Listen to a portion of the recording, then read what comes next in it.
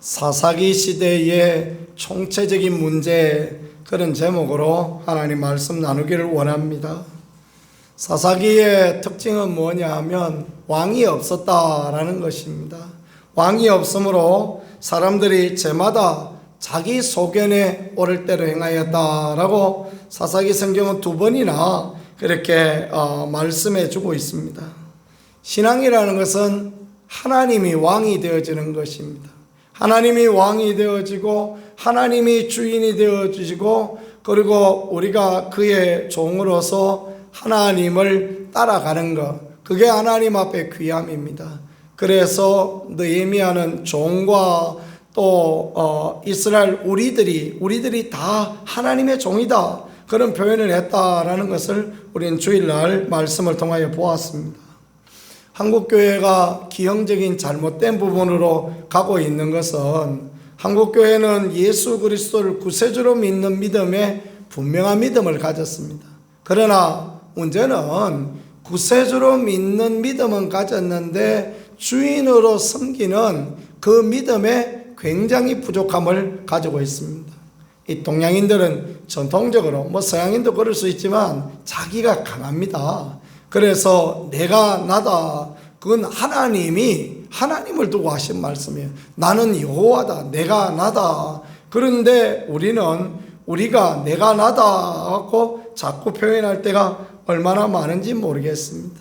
사랑의 하나님이요, 또 구원의 예수님이요, 우리를 돕는 성령님. 그런데 분명한 것은 이 모든 것을 제쳐두고 그분들이 우리의 주인이다라는 이런 신앙을 가지고 살아야 신앙이 흔들림이 없고 하나님 앞에 올바로 설 수 있는데, 그것이 잘 안 되어진다라는 것입니다.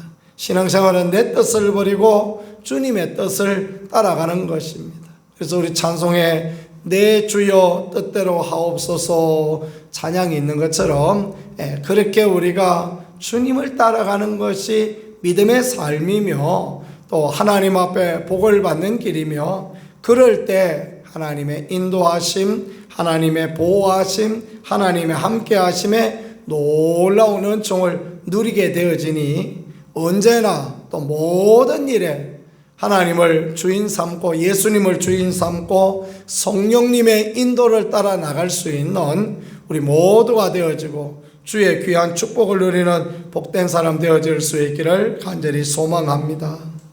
사사기에는 이게 없어요. 하나님이 되심이 없어요. 하나님의 왕 되심이 없습니다.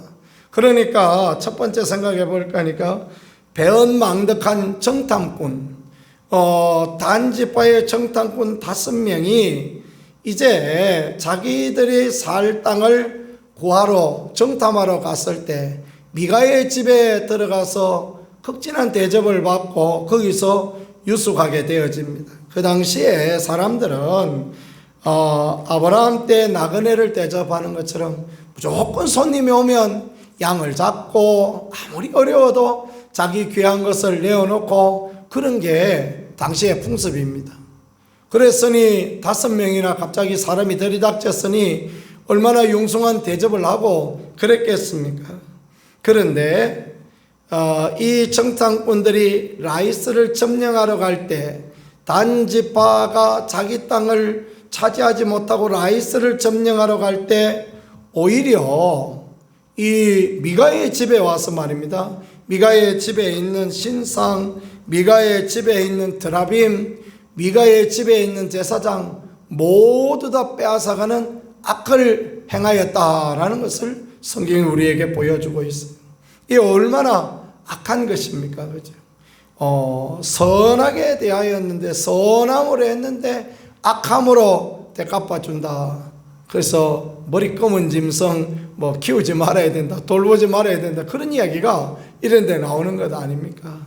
우리는 과연 그런 마음을 가지고 있지는 않는가, 그것들을 생각해 봐야 되겠습니다.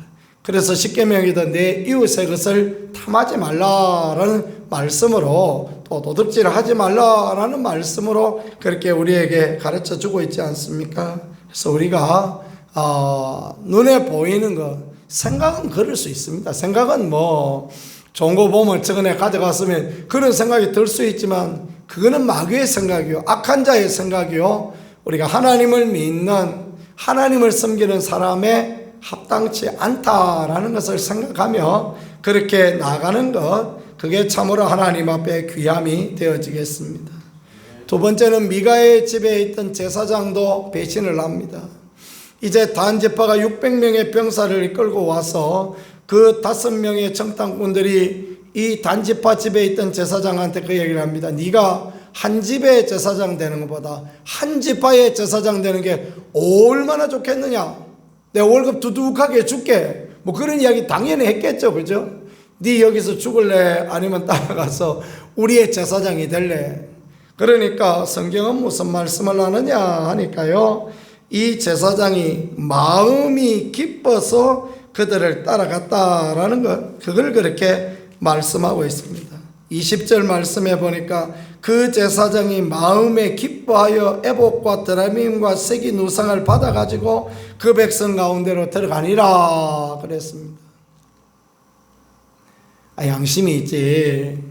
자기가 유다 베들레헴을 떠나서 어디 가서 지낼까 하고 그렇게 방황하던 때 미가가 은혜를 베풀었습니다.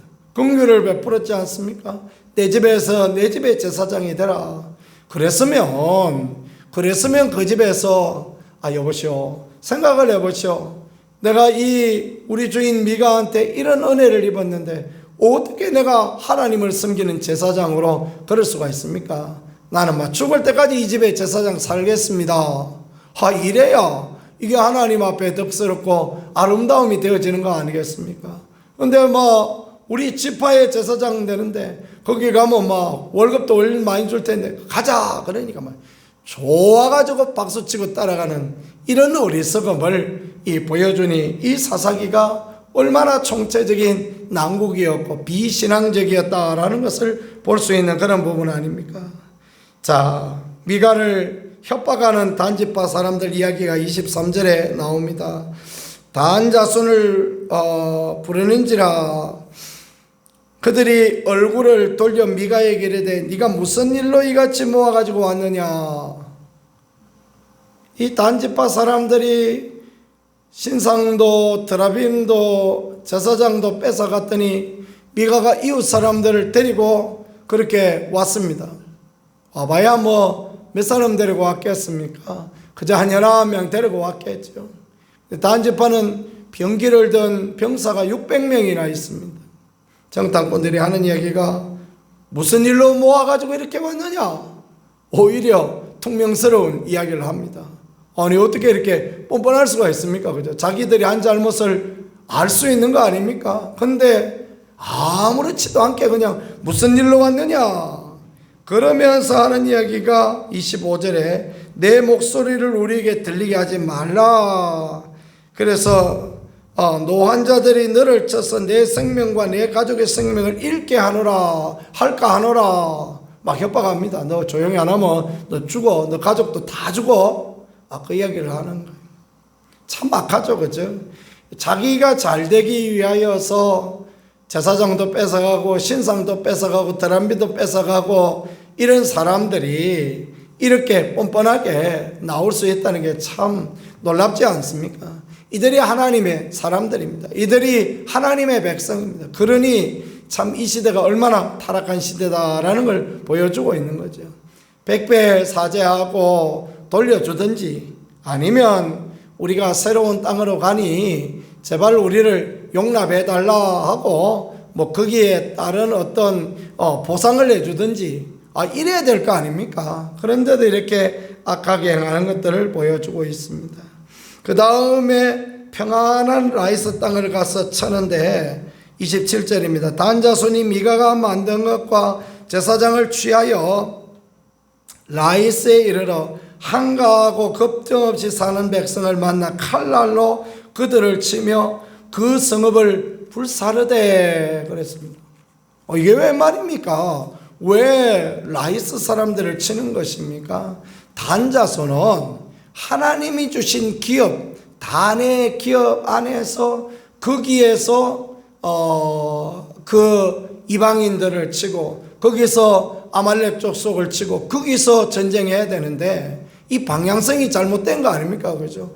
올바로 하나님의 명령을 따라 하나님의 법을 따라 하나님이 주신 은혜를 기억해야 되는데 그거 안 하고 자기들 마음에 좋을 대로 가서 평안하고 고요하게 사는 라이스 자손을 쳤다. 이 죄는 얼마나 큰 죄가 되어지겠습니까? 그리고 마지막으로는 모세의 자손 중에서 한 사람을 제사장으로 세웠다. 모세의 자손이 제사장이 웬 말입니까? 제사장은 아론의 자손만 제사장이 되어야 되는 거 아닙니까? 대대 아론의 자손만 제사장입니다. 아론의 자손을 구할 수 없으니까 모세의 자손을 구하였다. 그 비슷한 것 같지만요, 전혀 하나님의 뜻에 맞지 않은 그런 부분입니다. 레위인의 가정이니까 모세의 자손은 레위인으로 섬길 수 있습니다. 성경에 이 성전에 도움을 하는 도우는 도우미로 그렇게 할 수 있습니다. 그러나 이 레위인이라 할지라도 제사장을 함부로 세우는 게 아닙니다. 예수님 때도 보면 대제사장 가야바의 장인이 안나스가 대제사장이 되어지고 그 다음에 사위인 또 대제사장이 세워지고 이러면서 한 시대에 대제사장이 둘이 되어지고 막 엉망진창이 되어지는 그런 부분처럼 이 사사기 때에도 이와 같이 행하였다라는 것입니다.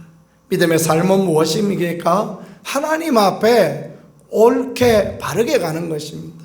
그래서 바울은 디모데에게 편지할 때 내가 진리의 말씀을 옳게 분별하며 말씀하시고 다음에 부끄러운 것이 없는 일꾼으로 인정된 자라 그렇게 살라 말씀하고요.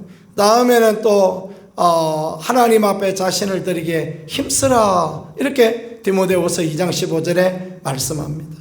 그렇습니다. 우리가 믿음의 삶을 산다는 것은 하나님을 주인으로 섬기고 하나님의 말씀과 하나님의 성령을 따라 그래서 세상 앞에 하나님 앞에 악한 마귀 앞에도 책망할 것이 없이 부끄러움을 것이 없이 올바로 살아가는 것이 믿음의 삶이요. 또 그런 삶을 우리가 살아가기 힘들기 때문에 예수 그리스도의 십자가의 보혈 앞에 나가서 예수님 앞에 나가서 회개하고 달려나가고 자신의 어리석고 미련함을 인정하고 그게 하나님 앞에 귀하고 아름다움이 되어지는 것입니다.